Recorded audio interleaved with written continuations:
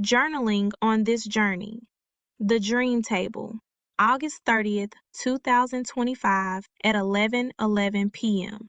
This is a fictional story, but this journal input is as real as it's going to get. Last night I dreamed she showed up at my birthday dinner. Not as my guest, not as someone worthy of the seat beside me, but as the chef. She was busy creating the same atmosphere she once shared with me, but for someone else. Concealing it, ducking, hiding at my own table. That's betrayal in its truest form. Being present, yet invisible. Trying to copy the recipe, but never mastering the flavor. She had to watch me from the outside looking in, because she knows deep down she doesn't deserve a seat at my table. Not anymore. What the dream whispered to me was this. She always knew I was the pot of gold, but she mishandled me. Now, as I grow, as I prosper, she has no choice but to witness it from the sidelines. And that's the beauty of it. My table stays full, my light stays shining, and my blessings remain mine. I shared this dream with the readers because it's symbolic. My life, real time, and being a wife dating girls is the most embarrassing thing to me when my husband sees me being used by another woman. In his words, damn, that chick must have did a number on you if she got you writing a book. But baby, I've been writing. I just turned my pain into a pen and I'm going to cash this. We both laughed and he ended with, well, don't be doing too much for these women out here that can't meet you where you are.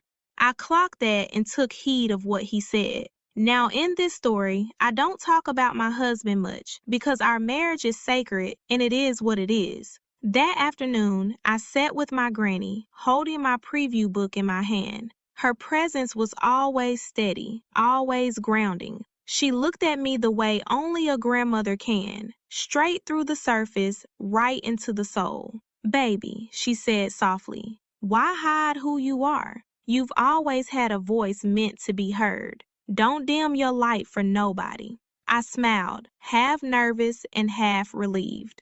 Granny, I'm writing this book under the name Nyla Brooks, but you know me as Wanna. Sometimes I wonder if I'm doing too much, trying to be both.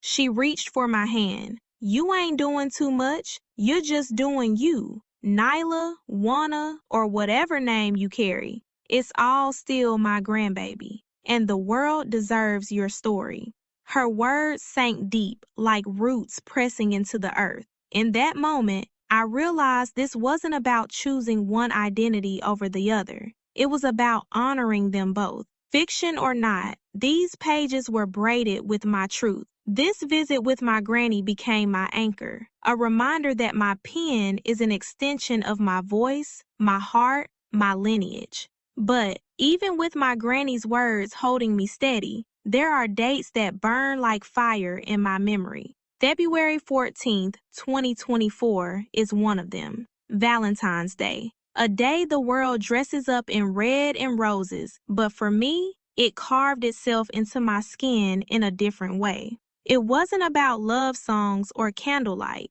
It was about heartbreak that refused to be hidden. It was the day I learned that passion without truth collapses, that promises without action turn into ashes.